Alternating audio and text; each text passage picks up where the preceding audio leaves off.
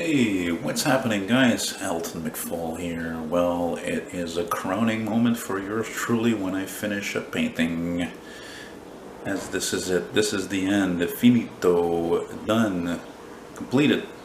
And, I do build models, but building models, it's not very difficult. It takes 2-3 weeks. You got your plans there, your instructions, and it's pretty clear cut and dry. But when you're doing something this big, that's a different story, really. I mean, not only because of the size of it, but painting is not at all like putting models together, because there's really a lot. Wait a second, hang on a second, stop this a second. Anyway, sorry, but like I was saying, doing a painting, a large. Oh, look at that! I just noticed something. Actually, I didn't finish. It was right here. I didn't finish the line here for the door, and I guess you could watch me do that right now because I had a lot of trouble doing that crease. But actually, I'm just going to do this, like that.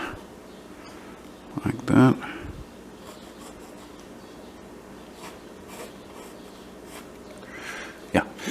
Okay. That's pretty funny, actually. So anyway, like I was saying, making a model, whether it's a plane or a car or whatever, plastic model kit is going to be my next project, which I'm looking forward to, is not really difficult because it's all there in the instruction of how to put things together. You're really basically gluing things and painting things. Painting can be difficult because you want to have a nice finish. You don't want to overspray, and you don't want to paint when it's cold, etc., etc. But doing a painting, whether this in acrylic paint or in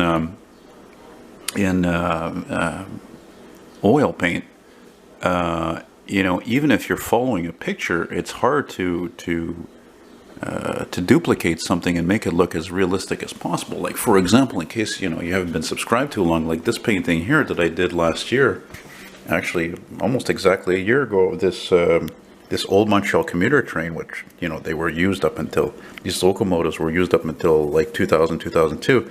I like to be a perfectionist and do it as accurately as possible. This painting is still for sale. If I were to ship it to you here in North America, you're looking at close to $300 to ship that by FedEx. So, painting itself, well, I was asking $1,000, so make me an offer. I'll get you a nice little look at it again, real quick. Quick, chop. This is, of course, for especially the train guys, the train fans. And mind you, I have my camera setting right now on what do you call it? Like a neon light. Fluorescent lamp light setting with red eye, so it's got that reddish kind of hue to it. And that's the reason why I actually did that, was because for this painting here, because when I took pictures, or if I film it with my phone, I'm filming it now with the little Canon power shot, is because the yellow always seems to never come out the way I want to unless you're looking at it now. It comes out kind of like yellow, whereas it's more like an orange yellow, and this is really more accurate. Okay, so let me just say that the hardest thing there was to do on this, believe it or not, yeah, the tire and the wheel had some challenges, but believe it or not, it was this crease. And I was actually lucky enough just to use just the right amount of, like, I used pretty much this whole tube of yellow. What's this called again? Cadmium yellow? Yeah, cadmium yellow. Man, I use it all. Like, seriously, I remember I bought this years ago for whatever I needed it. I don't know whatever for, but this is what I read. There's just 4 coats of paint on that body, and not only that, I had to even add more paint to to show off like different types of hues, but this crease was really very difficult to make this as accurately as I could. It's still not perfect, but it's still pretty damn good, and I'm going to leave it the way it is because I kept fucking it up, to be honest with you.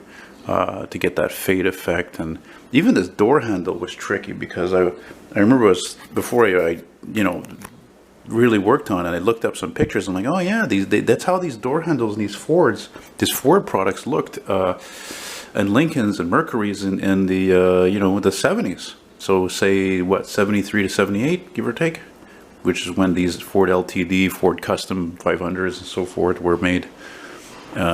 And this is supposed to be, whatever, I don't know, 77, 78, 76, because I think the Ford Custom in those years, I don't even think they had the trim, the molding that went across here in the middle of the body. I didn't want to put one on there anyway. I don't know why. It's just, maybe it's because I was looking at too many pictures of police cars back at that time. They didn't have that molding trim, you know. But again, I'm really happy it's done here, and I wanted to, of course, as you can see, really, I wanted to have that yellow pop, you know. I wanted it to show, like on a bright sunny day, something like, you know, around noon, you know, where there's a really bright brightness, and I didn't want it to really take away too much from that. And that's why you have like a lot of shadow over here at, you know, the bottom of the doors and the fenders, and even that rim. And then I don't know if I showed this in the last, and there's my signature, in the last installment, but you say I did as much tread as I could detail on the tire. And I even added, like, you could see it's sort of faded, but I used a marker here just to like write a little Goodyear type of thing. Just didn't want it to do it obviously, because I don't want to do like any kind of free advertising. And in case you didn't see the other parts of this, this is the hubcap here. As I mentioned, this is a hubcap that's about 50 years old, so actually older than this car itself. So you see, it turns because I screwed it in. Thanks to Ed, what he did is he made me a wood bracket, and he put a long screw in there, and then all I had to do was take my drill, actually it was my father's drill a hole right through the canvas in the frame in the back, and then just screw this hubcap in. It's great.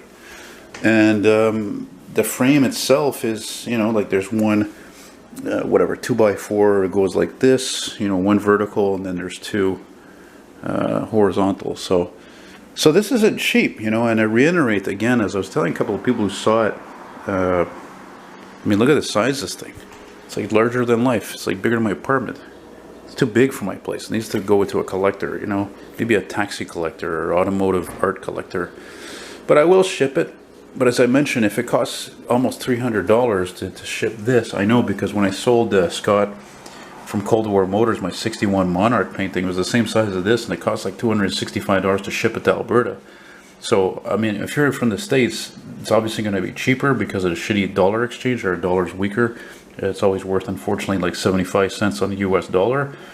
So if this is like $265 Canadian to ship, and this guy want like more than $1,000 for the painting, like $1,500 So you can imagine that, you know, shipping this probably costs $500 easily. So again, it's not for anybody like me who doesn't have any money, you know. And if you don't have money, you know, don't buy this, please. If you're in debt and all that, you know, this is really for people like, you know, Jay Leno type money or whatever. I love coffee. Give you another angle of it here. Oh yeah, and that's what I wanted to mention, because the canvas alone cost me like $124 for crying out loud. So I don't think it's made in China, you know. And not only that, I had to get Ed to come help me pick it up with his Astro van, because they wanted like $55 to deliver it here, which I'm only like, what, 50 minutes away from the store, which is downtown, the Dessert store. And so I had to time it where Ed would come meet me when I'm outside with the painting, because there was no parking there. And so, yeah, it wasn't, from the get-go, it wasn't easy, but I'm very glad I did it. I would definitely do another one. Definitely would buy another canvas. I think I don't know if I see myself ever doing any smaller ones again, really, because although you can be, I like to do things big like that, you know. I like, because there's one more thing I'm going to mention about this. But look, here's, like, for example, a few years ago I did this 38 Chevy, you know, from a photo. This one, I studied a lot of pictures. I mean, I've been studying photos of old cars my whole life, or most of my life. And so there's not really a picture I can show you. I was doing different reference points, you know. And I had a hard time to figure out how I was going to do that crease and all that, you know. And there was something else I wanted to mention before I stop recording here. I'm trying to remember what it was now. Shit, I lost my train of thought. Well, anyway, oh yeah, that's the thing I forgot to mention. I sit down here, is that, interestingly enough, I'd looked at this so many times, you know, to see how it's going to go and how I'm going to complete it, blah, blah, blah. But the thing is that the tire and the rim are accurate. They're pretty much exactly how it's supposed to be, the size, the dimensions to go with that hubcap. It's as realistic as possible. the wheel well is also, but actually the fact of the matter is, if you look at it closely, I didn't realize that, like, until I got everything, you know, halfway done or whatever, you know, that the roof is actually a bit too small, you know, because I had tried to thought to myself, like, I gotta be able to envision myself getting into this thing. And it's just, you know, but it's funny because it also makes the size of the rim and the tire so real that it makes the body look actually kind of smaller, because in reality the bodies in these cars, they were much fatter than they looked fatter than the predecessor from the sides anyway. We're just all around anyway. So yeah. And again, before I finish it, yeah, I thought about, you know, putting, like, I don't know, New York taxi phone number or checker cab, whatever, you know, I don't know, Sunshine Cab Company or whatever, but I thought, hell with it, just let it speak for itself, you know. I really think that yellow is, to me, the type of color, that's where I like it the most, is on a taxi. I just think it's very American, you know, very like New York or whatever, you know, you think of a taxi cab, you think of a checker, you know, it's just, it's iconic, you know. Here in Montreal, we never had cabs like that, you know. And in Toronto, they had, oddly enough, they had taxis that were painted like usually orange and black, or orange and something else. And there was even a couple of guys who had a checker, but the police cars were painted yellow, which was bizarre. You can imagine why they stopped doing that, eh? So. Anyway, guys, I want to thank you very much for watching. I just achieved 36,000 subscribers, and frankly, not to sound penny, but it should be a lot more than that. What I do is pretty unique, because nobody does it to the extent that I do, as a maniac of vehicles, filming, you know, trains and planes and gold cars and emergency vehicles responding and walks on streets. And I mean, I got so many videos to upload, it's crazy. But again, it's a labor of love. I mean, if I did it for money, why the hell would I do it for? But again, it's become my living, you know. So again, I've said before, I'll say again, if you love what I do, you want to show your love, well, you know, you can become a patron on Patreon and contribute whatever you want, a month, $2, $20, something, you know. Or you can, if you want to send me something as a token of appreciation, you can do that with my email, which is eltonmcfall@hotmail.com. Elton, like Elton John, McFALL, MCFALL, Elton McFall, hotmail.com. And that'd be much appreciated. You can send me that through an e-transfer or PayPal. If ever you want to send me something really old school vehicle related, you can also do that as well. Send me just a little, you know, just leave me a comment and I'll shoot you my address there. And that'd be cool too, because I think what I'd like to do is maybe do some, like, I'd like to do once in a while, it'd be cool to get a bunch of stuff from people, and because I am a collector, especially old magazines and brochures and things, but, you know, models, and do like an unboxing video. You know, I never did that. I would maybe show once in a while what people send me, but, you know, if it was a lot, then yeah, that would be cool. Not that I need more stuff, you know.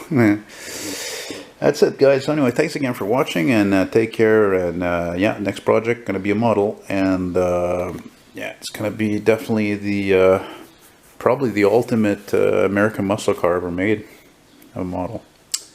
So take care, guys. Thanks for watching, and keep your stick on the ice. Bye bye.